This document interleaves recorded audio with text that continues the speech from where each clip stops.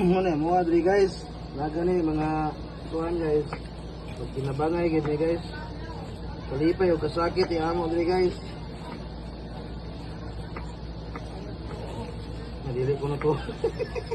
Ayaw te. Bulabog ni mo lagi.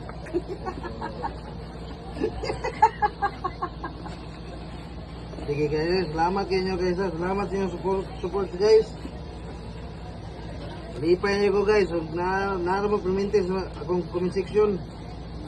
Ubalos ako guys pag may time. Thank you for watching. Bye bye.